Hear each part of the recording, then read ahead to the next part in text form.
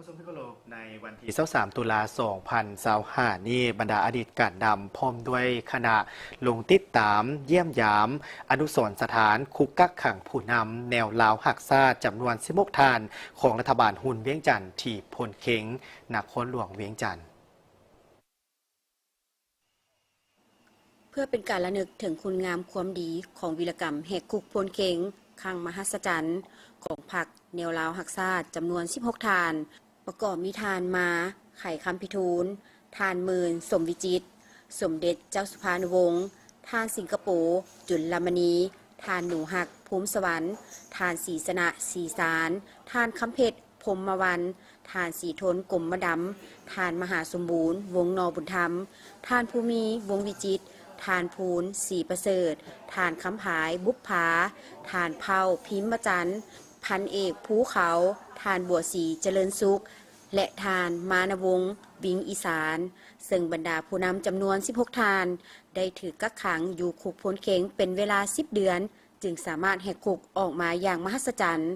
ซึ่งบรรดาผู้นำจำนวน16 ทานแมนทานบัวสีเจริญสุขที่ยังมีชีวิตอยู่ทานได้กล่าวว่าทานเป็นผู้หนึ่งที่ได้ถือกักขังอยู่สถานที่แห่งนี้และได้ดำรงชีวิตร่วมกับการนำลายทานและหนึ่งในนั้นมีเสด็จเจ้าสุภานุวงศ์เริ่มแต่วันที่18 เดือนพฤษภาคม 1959 และสามารถแหกคุกอย่างมหัศจรรย์ในค่ำคืนของวันที่23-24 เดือนพฤษภาคม 1960เลยใน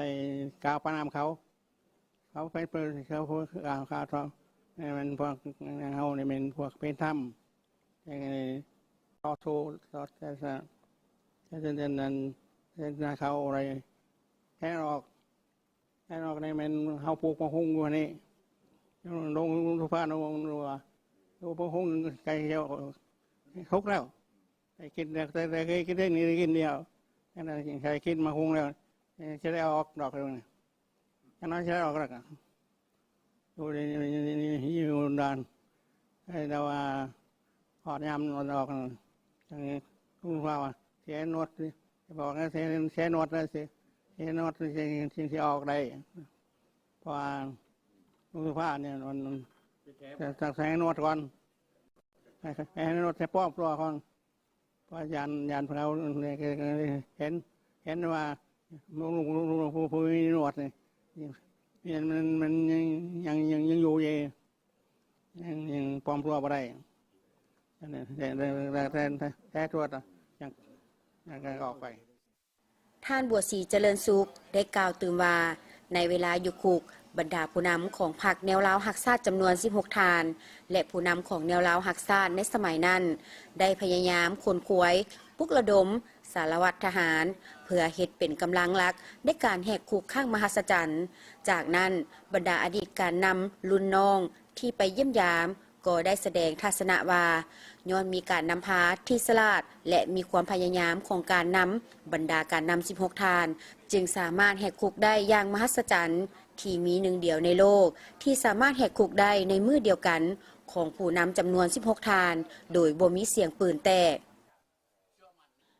ข้าพเจ้าก็จะขอนำเอาจิตใจเนื้อในและกับภาพตัวจริงนี้ไปเผยแผ่ต่อลูกต่อหลานต่อพี่ต่อน้องให้เห็นว่าความสู่ซนอดทนผ่านผ่าของการนำพวกเขาสิมาฮอดมือนี้และเพิ่นได้ผ่านพฤติกรรมตัวจริงแนวใดฉันเห็นว่าความทุกข์ความยากต่อสู้กู้ชาติบ่แม่นเรื่องของธรรมดาแต่ว่าเดี๋ยวนี้นี่ย้อนความสลาดเฉลียวของผู้นำพวกเขาซอกทุกวิธีทางเพื่อหาทางออกไปสู่การปฏิวัตินำพาการปฏิวัติจนมาฮอดมือนี้ไสชนะได้มือนี้ก็ย้อนเริ่มจากพวกเพิ่นเป็นต้นมาถือว่ากองฟ้าสะเทือนดินภายหลังผู้นำ16 ทานได้ออกจากประเทศลาวเฮ็ดให้ฝ่ายเวียงจันทน์ขวัญเสียว่าแท้ๆอันนี้นะหาทุกวิธีไล่ตามแต่ทุดท้ายก็พวกเพิ่นได้กลับมาเวียงจันทน์รวมกับการรัฐประหารของท่านกองแหล่สมัยนั้นได้อันนี้ข้าพเจ้ายังยืนยันว่าท่านบัวศรีว่าฮอดนี้อายุเพิ่นก็สูงแล้วแต่ข้าพเจ้าเป็นรุ่นน้องแต่ว่าได้มาเป็นหมู่กับเพิ่นอยู่แสดงความดีใจอีกเท่านึงอันนี้ก็ได้ขอให้พ่อให้เพิ่นบ้านยืดผู้หนึ่งที่ว่าได้ ติดพันกับท่านบัวศรีเจริญสุขมาแต่เวลาปลดปล่อยใหม่ๆคนละแล้วก็เห็นว่าท่านบัวศรีเจริญสุขนี้เป็นเอิ้นว่าผู้เสียสละที่เหตุการณ์ปฏิวัติที่สุดกกสุดไปสุดการปฏิวัติเท่านั้นได้มีความเสียสละสูงที่สุดเป็นแบบเป็นอย่างให้ลูกให้หลานให้คนส้นสัตว์เล่าเขาต่อสู้เพื่ออิสรภาพเพื่อเอกราชประชาธิปไตยให้แก่ประชาชนลาวเขาอันนี้แหละและท่านมือนี้ก็มีผู้อาวุโสต่างๆที่บอกเคยได้มาเห็นและพากันมาเบิ้งเพราะว่าขั้นตู้นี่หักเบิดบุญไปแล้วนี่ถือว่ากับมีผู้เว้าและอธิบายแล้วจังเป็นแนวไหนผู้มาเว้าหันกับบ่ได้อยู่ตัวจริงมันก็สิบ่มีน้ำหนักปานใดอันนี้นะมือนี่จังค่อยพวกเขาจังค่อยว่าในเวลาที่ลุงบัวศรีเจริญสุขนี่เพิ่นยังแข็งแรงอยู่แล้วก็จึงค่อยพากันมาเยี่ยมเบิ้งและเพื่อเป็นผู้ภาพแล้วก็เป็นสัญลักษณ์อันหนึ่งที่ว่าเพิ่นได้ดำรงชีวิตอยู่นี่เป็น10 เดือนเนาะหลังจากที่ว่าเพิ่นได้ออกจากคุกนี่ไปโดยที่ว่าบ่มีพวกทหารนั่นของรัฐบาลเวียงจันทน์นำจับได้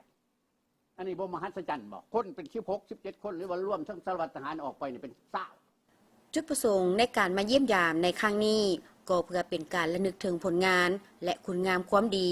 ของบรรดาการนำของแนวล้าวฮักซ่าจำนวน16 ทานและการนำทานอื่นๆที่เพิ่นได้ทุ่มเทเสียสละเพื่อประเทศชาติเพื่อให้ลูกหลานผู้เกิดใหม่ใหญ่ลุ้นได้รับรู้พร้อมนั้นก็เพื่อเป็นการสร้างขบวนการต้อนรับวันชาติที่2 ธันวาคมรอบ50 ปีและวันเกิดประธานไกรสอนพรหมวิหารผู้นำที่แสนเคารพฮักของปวงส่วนลาวทางชาติครบรอบ105 ปีให้เป็นขบวนการฟดฟื้น